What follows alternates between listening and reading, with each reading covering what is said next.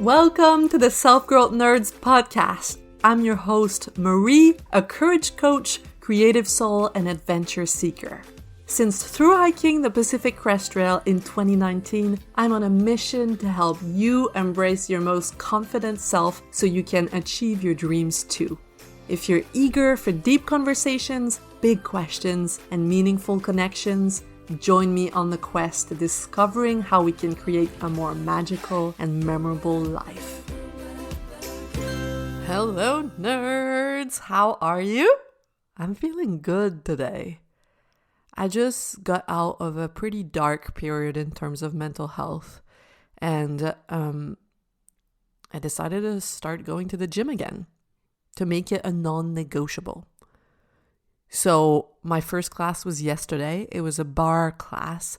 For those of you who don't know, it's not bar like alcohol bar. Bar like B-A-R-R-E. There was a bar on the wall, kind of like you see in ballet classes, but they use that bar to do various kinds of strength training exercises. My whole body hurts today. It was painful. But after I left class, for the whole evening afterwards, I felt so good in my mind and I had so much energy. It had been a long time since I felt this way. I had the energy to cook an amazing healthy meal for like 4 lunches. I was listening to podcast cooking and having a great time, and it's been so long since I felt in myself this way. So sports has to be a non-negotiable. Has to be. And I'd forgotten like how much I love this place. This is the place, the gym where I used to go when I was training to through hike the Pacific Crest Trail. It's a fancy gym. They have everything that you need. They have hair ties at the reception for when I forget mine. And they have little towels that they give you. They have like fancy rooms for the trainings in which they can play with the lights, and they put really good music on. Their instructors are really talented, and they have like a large variety of classes. And I used to love going there before the PCT, and then my excuse since then for not signing up again was it's too expensive, which is crazy because the reality is that I have the money to pay for it. I do, but I was telling myself, well, it's too expensive for what it is. So I'm not gonna do it. It's too expensive when you can actually do it for free by watching YouTube videos, or like I can just go running outside. But I was not doing it. That's not how I roll. That's very challenging for me to motivate myself to do like a session of yoga in front of a YouTube video, or to go for a run. It's possible, it's doable, but it's so much easier if I have a gym that I love going to and I can sign up to classes ahead of time. Like on Sunday, I decide all the classes that I'm going to go to. I sign up to them, and then I just don't have a choice, really. It makes me feel like I don't have a choice, like I have to go. It keeps me accountable so much more than if I decided to do a session at home, or to go on a run when there's no one like waiting for me. So this is what works for me, and yet I was telling myself, well, it's too expensive. And then I realized this week, I was like, you know what? Yes, it's expensive, but if I spend that money, I'm going to feel so much better. I'm going to show up to my life with so much more energy. I'm going to be a better coach. I'm going to help my clients get more results. They're going to be even more satisfied. I'm going to have the energy to go out and find more people to help, and probably end up making more money. So by spending a little money here on taking care of myself, I'm going to end up making more money in the end. And it's not even about the money, really. It's just about deciding that I'm worth taking care of myself. Like, if there's someone we're going to be cheap with, it shouldn't be us.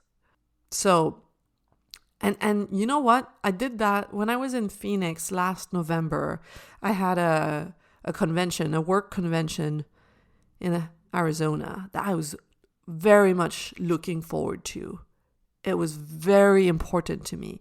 And I made a decision when I was there. Like usually I'm like, oh, should I get like Uber or should I get Lyft? Like, oh, maybe I should like walk to the venue. Like, what's the best, like, what's the most affordable way? And I decided, you know what? I'm just going to do what's convenient and what makes me feel good. What matters to me in those 4 days while I'm here is that I feel lighthearted and good and focused, and I can properly enjoy this event that I've been looking forward to. So if I needed to take an Uber to the venue, I just opened up Uber, clicked on the ride, and that's it. No overthinking, like not trying to save like $3. And there was I was there with my friend Allison, and there was a coffee bean and tea leaf place. What's that called? Yeah. And we would go there every morning before going to the venue. And they had like little apples, cut apples in a cup with peanut butter. And I would usually never buy these things because I tell myself like it's too expensive for what it is. But when I was there, I had this massive mindset shift where I thought to myself, you know what?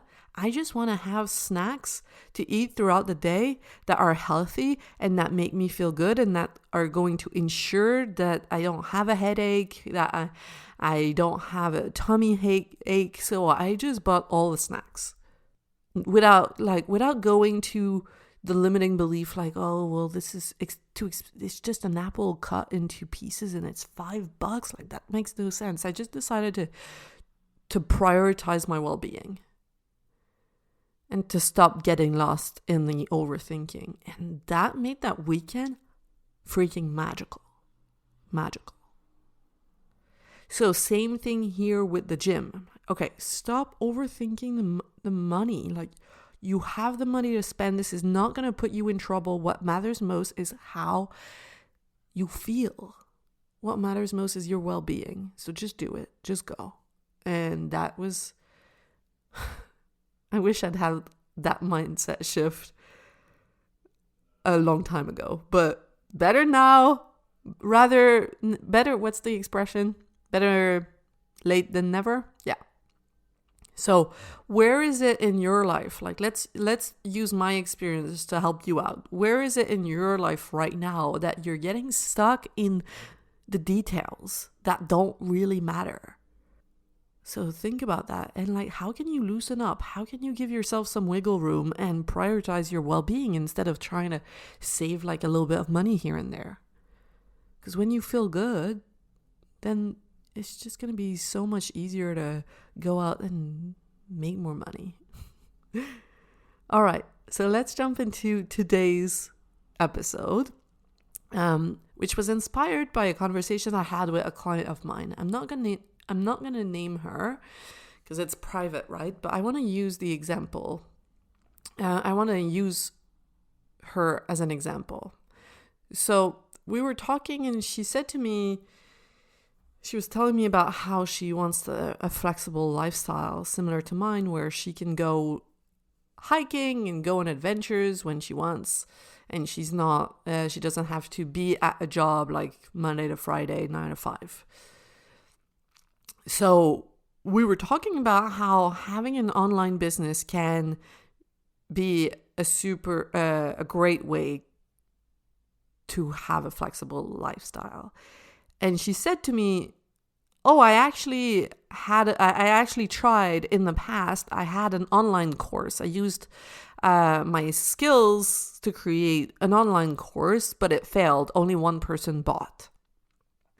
And so she stopped doing that. And that's so interesting because we notice how we expect ourselves to succeed the first time around. And this keeps many, many, many people from even giving it a try. Like someone might have had the idea, oh, I could start an online course. I could use my skills, turn that into an online course. But oh, my audience is too small. I'm not sure this would actually work. So yeah, I'm not sure that's a good idea, and they don't do it. So it keeps many people from even trying the thing out. And if they do try, like my client did, and they fail the first time, whatever failure means to them, failure is just you didn't meet your own expectations. So if her expectation had been to help at least one person, then we would have considered she had a massive success. But her expectation was, I don't know, maybe selling it to 10 people and she sold it to one. So in her mind, she failed. So we try and fail the first time and then we stop because we make it mean awful things about ourselves. Oh, well, it was not a good idea. I guess I'm not made for this. I'm not good enough at this. I don't know how to market properly. My idea was not a good one. All of that. Okay. So either we don't even try, or we try just a little bit, we dip our toe in the pool, and then when we don't see the results that we were expecting, we just decide, oh, I guess that was not the path to go on. Now the difference between me, who has multiple clients, is an accomplished coach and business person. I've made 6 figures of income 2 years in a row, so I consider that a massive success. The difference between me and someone who wants a coaching business, who wants, or not necessarily coaching, who wants an online business, because part of that is not just coaching. A big part of my income also comes from the passive income I make from a product that I sell online and in stores with a friend of mine.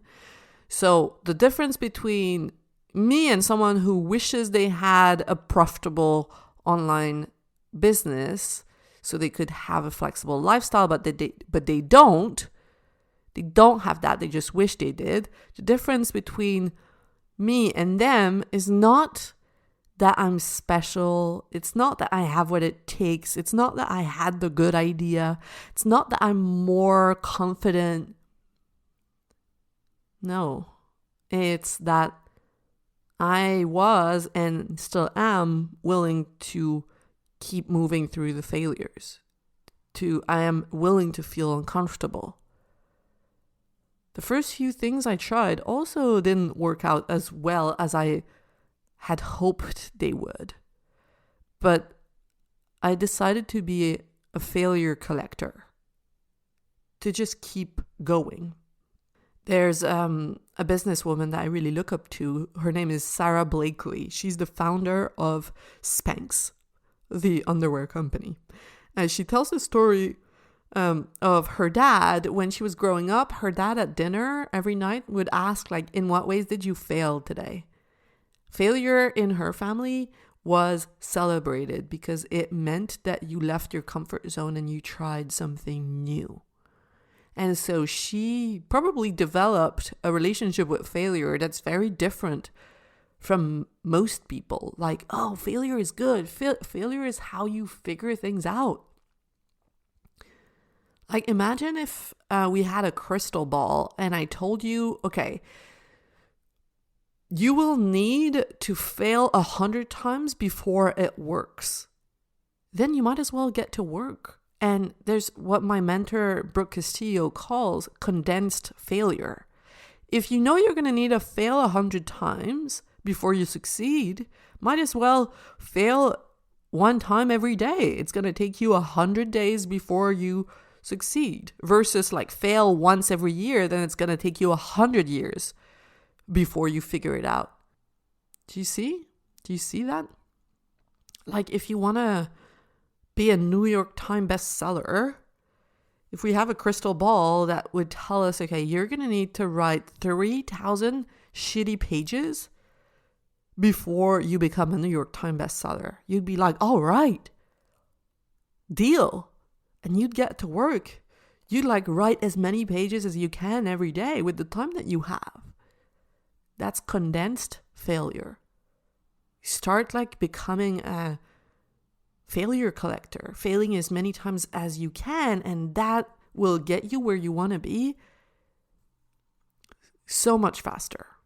And there's an podcast episode that I recorded about the mistakes that I made and how I had to forgive myself for making them and move on. Learn and move on. I tell the story of when I burst out crying in the middle of a coaching call, that I was coaching the other person. I was the professional in that situation and I burst out crying. That, in my book, is a failure. And that was in the beginning of my career. I could have decided, I don't have what it takes.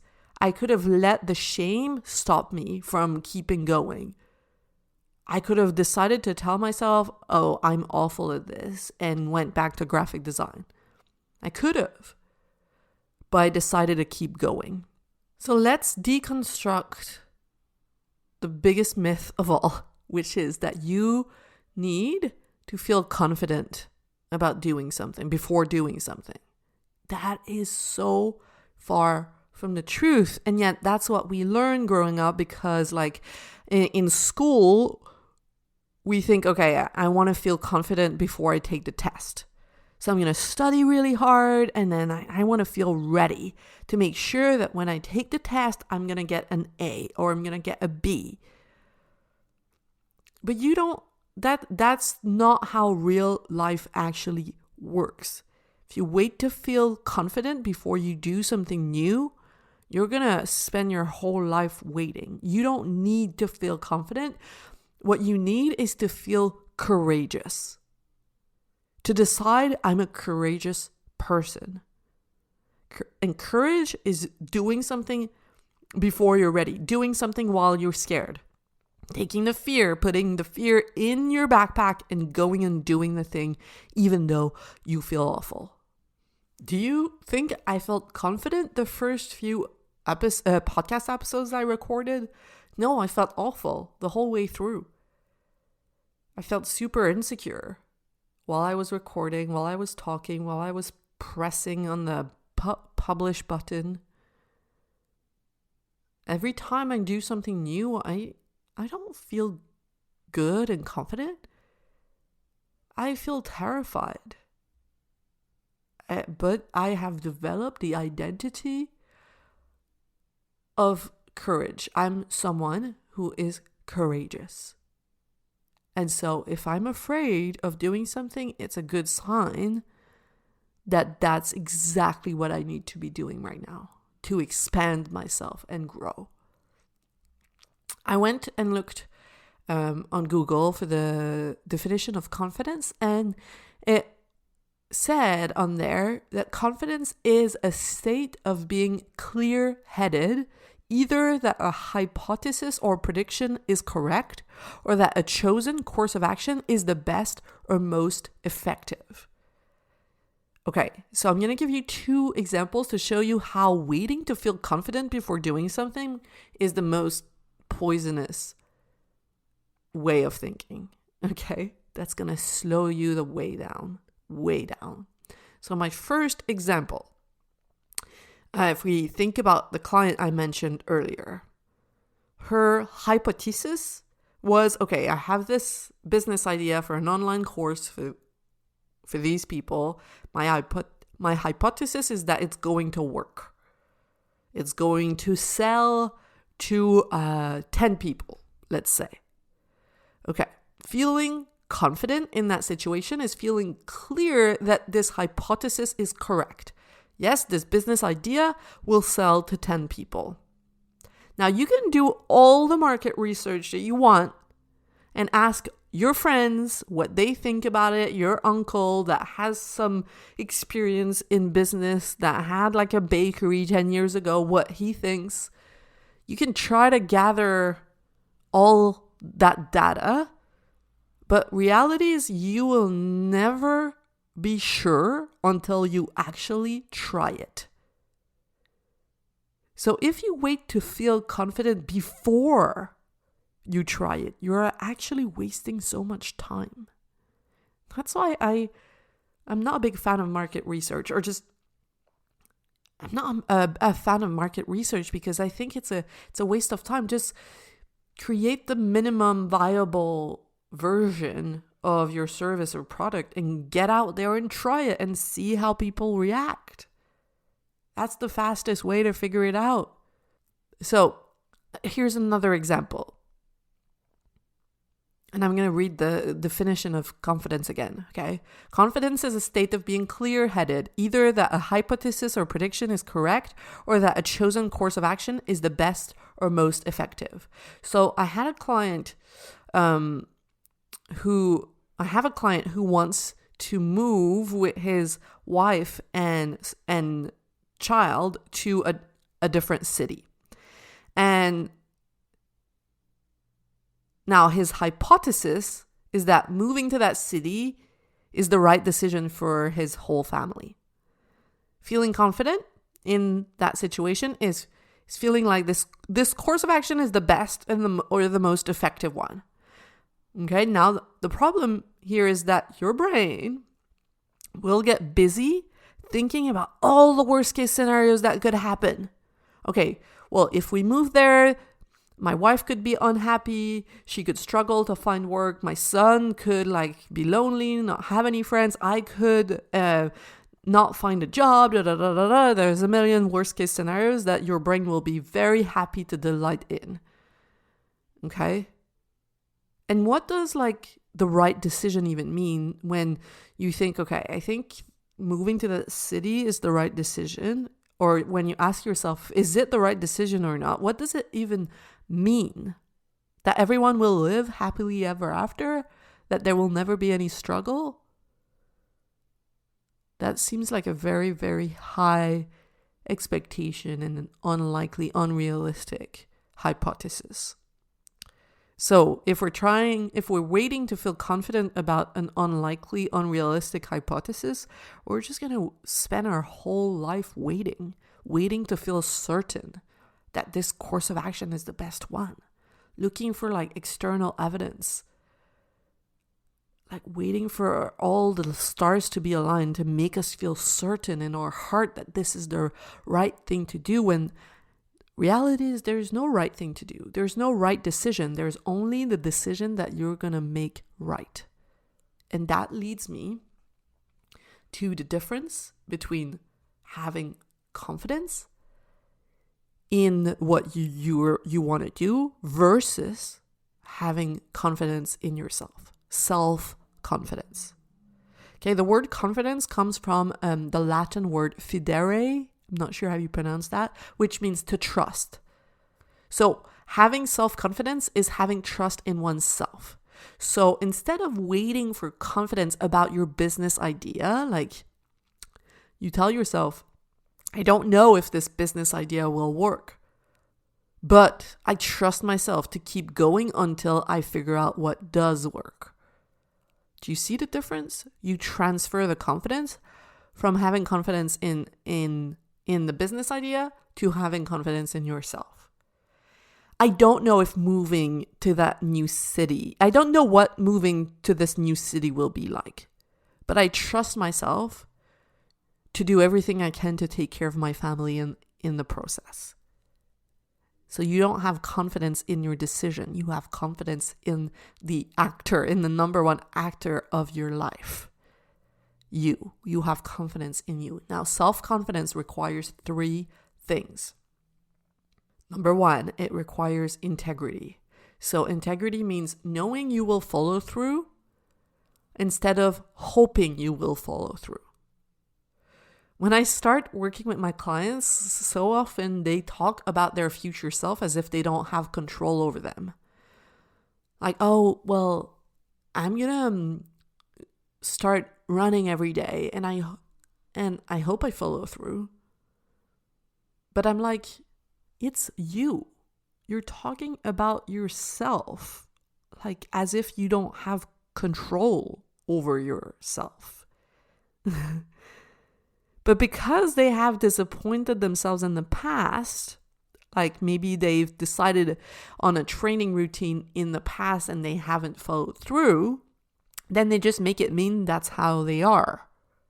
I'm just not someone who follows through. So what I do with my clients is work on an identity shift. Little by little, they learn to show up for themselves and rebuild trust in small ways. Like, have you ever had an unreliable friend that always arrives late at your coffee dates? And you start to think of them as the late friend, the unreliable friend, and maybe you want to like spend less time with them because they cancel your plans like half the time. So they have like a reputation in your mind. And it's not like they're going to be the unreliable friend forever. They can change. I've had a friend like this who decided, you know what, this is no longer who I want to be. And that friend started arriving on time, even arriving in advance. And that changed how I thought of them. I'm like, okay, now they've changed. Now they are a reliable person. And you can do that with yourself as well. Like if you haven't followed through in the past, you get to ask yourself why. To ask yourself like, okay, like the example I gave you at the beginning, maybe doing yoga via YouTube videos doesn't work for me. What would? What would work best for me? How could I make it like easier for myself to follow through? And we work on that with my clients in Brave and Bold, like showing up, just lowering the bar so that it's easier for you to show up. Like if you, even in the Saplings Side Business Starter Program that I am hosting with my friend Allison, our clients sometimes are going to tell us like, oh, I decided I was going to spend 10 hours working on my side business this week and I didn't do it. And they're so disappointed in themselves. So what we do is like, okay, what's the minimum? Can you spend an hour instead of 10? Can you spend an hour next week on your business? And they're like, oh yeah, that's totally doable. Okay. So then that's the only commitment that you make. Spend an hour. And then if it's easy, you're more likely to do it, and you will rebuild trust. You will rebuild integrity with yourself. If every week you tell yourself, okay, I'm going to spend an hour on my side business, and 4 weeks in, you have respected your commitment, you start thinking of yourself as someone who shows up for themselves, as someone who's reliable. Okay, so that's integrity. The more integrity you have, the more you'll be able to say, okay, I just know this is who I am. And so you're not relying on hope. You're not relying on like, oh, I just hope I'm going to be able to show up for myself in the future. You just decide, okay, this is the person that I am now. It's an identity shift. You can do that right now. Now, the second thing that you need for self-confidence is the willingness and ability to feel it all. Let's say your business idea fails, doesn't meet your expectations. The worst thing that's going to happen is you might feel disappointed, or maybe you might feel embarrassed. Let's say you've told all of your friends about it and you have been really excited, like with through hiking. The worst thing that was going to happen for me, in my mind, like my worst case scenario, is that I would quit after a few days and come home and feel embarrassed because I'd been talking about through hiking for weeks and weeks and weeks and weeks. I'd been like breaking everyone's brains with my through hike, like talking everyone's ears off. I'm struggling with expressions today. Talking everyone's ears off. So the story I had in my mind was like, I'm going to quit after a few days and that's going to be so embarrassing. The worst thing that can happen is a feeling. And the feeling is just a physical sensation that eventually passes.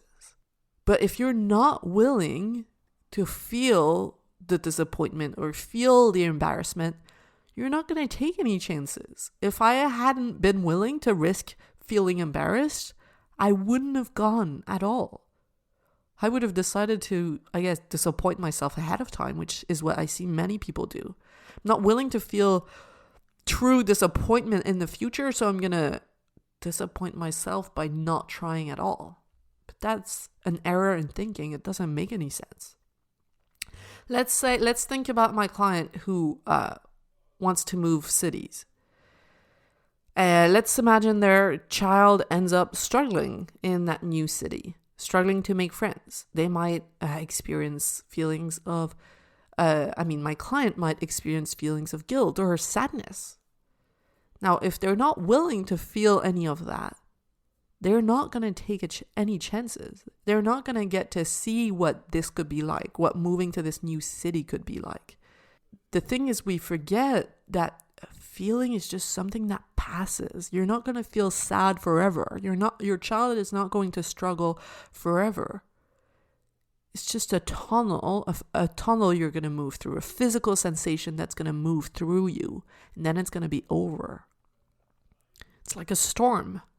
You can sit through the storm and then you get to discover what's on the other side of the storm. Whereas if you just want to have nice weather in your life, you limit yourself to what you could discover on the other side of the storm. Like, if you only want to hike in nice weather, you're not going to go do something like a through hike, because there will be days where you're walking in rain all day. And sometimes the storm is going to last multiple days, and it's going to feel like this is going to be the way forever. But there's always another side. And if you are courageous enough to move through the storm, to sit through the challenging feelings, you open yourself up to so much more joy. There's no way you can feel love and light, and there's no way you can feel good all the way to success, all the way to the life that you want. So you also got to make it part of your identity. I'm someone who's open to discomfort. I'm willing to feel uncomfortable. It's worth it for me to feel uncomfortable if it gets me to experience the full breadth of human emotion, which is like massive joy, massive pride, euphoria even. After you go through a really tough time, you feel euphoric on the other side. Whereas if you protect yourself from the storms, you just, you feel okay.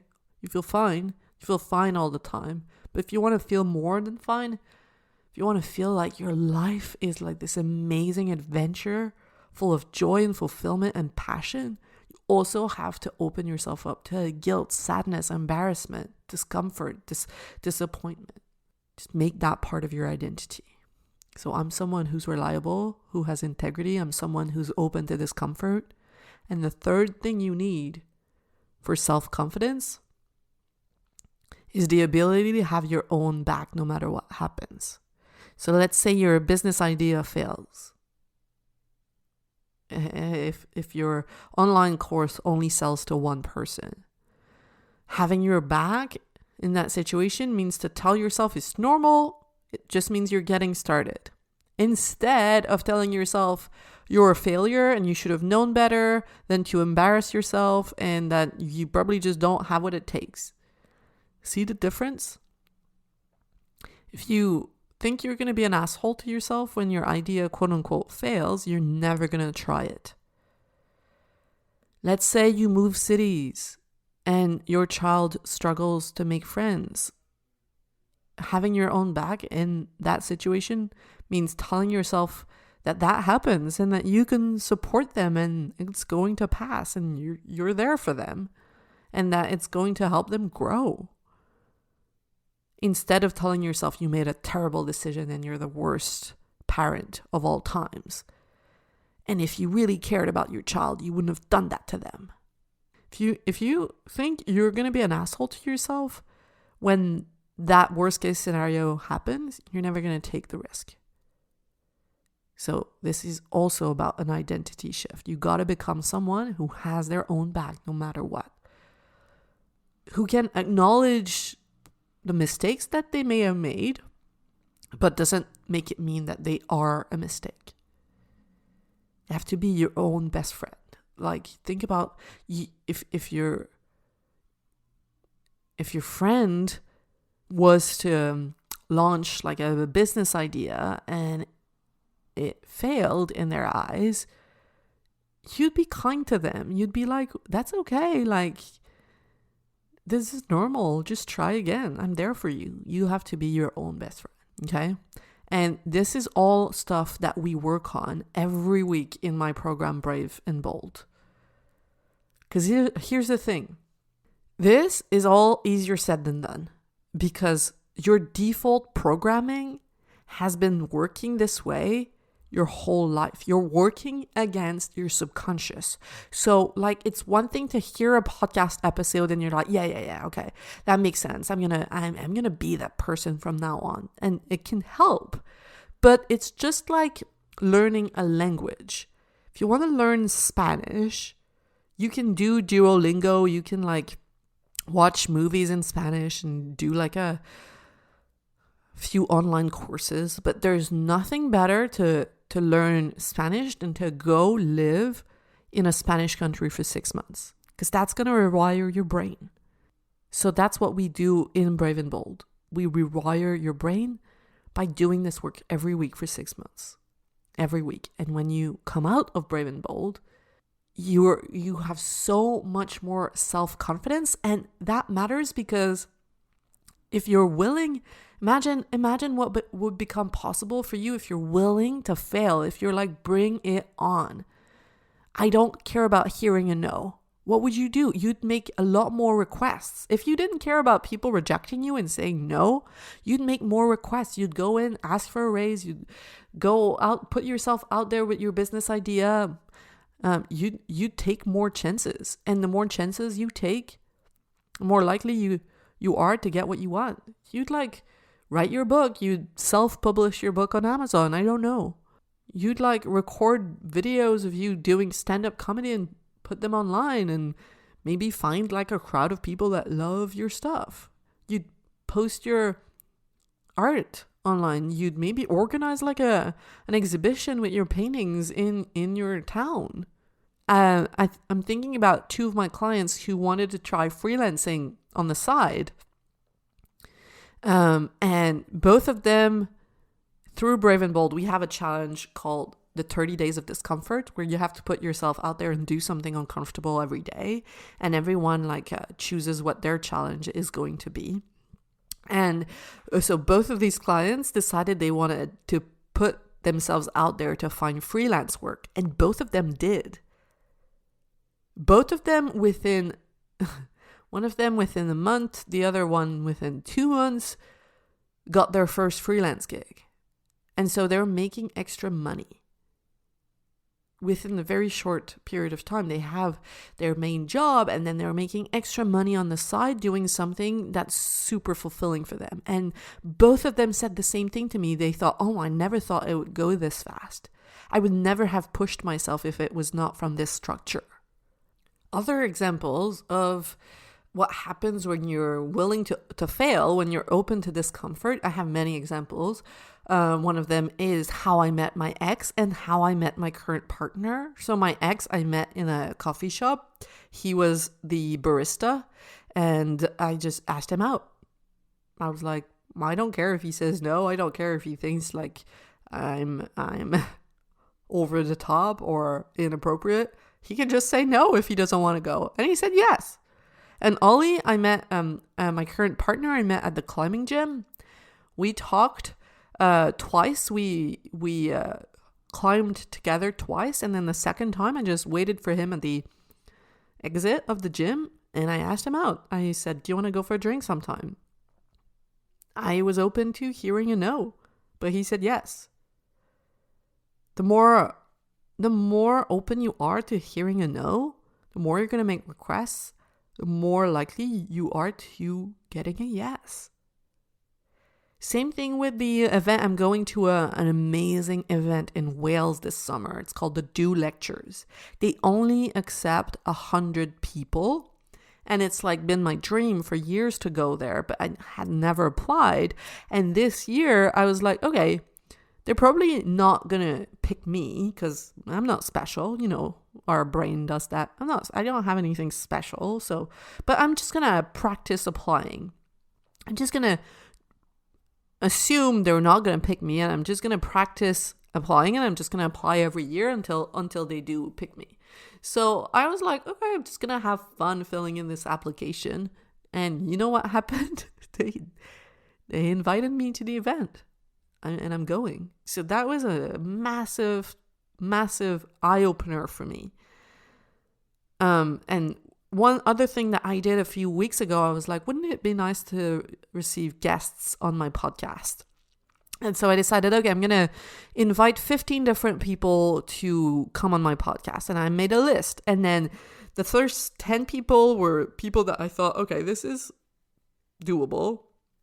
I bet they will say yes. And then I wrote lol dreams. And then I wrote the names of 5 people that it would be just a dream to have on my podcast. And one of them is NDJ Pizza. He was my when I was an illustrator. He's a professional illustrator. He makes children's books. He has a podcast called Creative Pep Talk. He's amazing. He has ADHD. He's super weird, and he's like unapologetically himself, and I love him. And so I was like, oh, this would be amazing if I got to meet him. This guy is a big deal. He has more than 100,000 subscribers on Instagram. And so I just emailed him and wrote from my heart. I was like, he's probably going to say no. So just, I'm just going to write from my heart and hope for the best. And he replied almost right away, like within a few hours. And he was like, yeah, let's do it. And I almost fell off my freaking chair. I was like, this is too good to be true. I sent him the link to book the interview. And he booked the interview. And it's in my calendar. It's coming in a few weeks. And I'm like, this was like one of my heroes. This is one of my heroes. And he said yes. And that's just because I was willing to hear a no. And like if we think about my client and her online course, I asked her, okay, what would you do if you were willing to fail? If you were open to failure? She said, I would just try it again. And she gave me ideas of other business ideas that she had. I would just try them again. And what do you think would happen if she tried all of these ideas? She would most likely one of them would eventually work, would eventually take off. She would learn from the ones that didn't. She'd get better at business. And eventually one of her ideas would work, bring her the money that she wants to make, and give her the flexible lifestyle that she wants, the flexibility to go hike whenever she wants in the middle of the day. But she has to be willing to fail and fail and fail again. So if you want to blow your own mind and create an epic, purposeful life, join us in Brave and Bold to grow your self-confidence. The doors are open right now. You can apply at selfgrowthnerds.com/braveandbold. Applying just takes a few minutes. And when you apply, I'm gonna let you know if I can help. And if I can help, I'm gonna tell you what's next. I'm gonna invite you to a live private training in which I teach you the 3-part Brave and Bold framework that my clients go through that's going to change your life. Okay? The whole rest of your life can change if you have more self-confidence. And All you need to do is spend 1 or 2 hours in the program for the next 6 months. Every week. 1 or 2 hours every week for the next 6 months. That's it. And this could change the whole trajectory of your life. My clients make more money. They find more fulfillment. There's more passion, more adventure in their life. They're grounded in a meaningful sense of direction. Okay? So go and apply. There's nothing to lose. Come to the live private training. See what this is all about. Learn about my framework and then decide from there. Just decide. But you gotta apply, come and see. And if it resonates with you, then we work together. If it doesn't, you move on. But at least you've made an informed decision. Okay? So go apply at selfgrowthnerds.com/braveandbold. And in the meantime, remind yourself of these 2 things. Number 1, failure is the new black. Failure is the way to go. Failure is a good thing. Feeling uncomfortable is to be celebrated. Choose courage and discomfort over comfort. Comfort is poison. Comfort makes you feel good in the moment, but miserable in the long run. This is why you feel stuck, because you've chosen comfort for too long. So how can you change your relationship to failure? How can you make failure fun? Or not fun, but how can you just de-dramatize the process? And that's one thing that we do in Brave and Bold. We de-dramatize the whole process. We enjoyed the journey. We find pride in falling flat on our faces. Because when you fall flat on your face, it means you got out there. And that's really good. That's to be celebrated. And number 2, remind yourself that you don't need confidence before doing something, trying something new. You don't need the certainty that it will work. That doesn't even exist. Magic certainty that things will work doesn't exist. You just need self-confidence. You just need to trust yourself that you will keep going until you figure it out.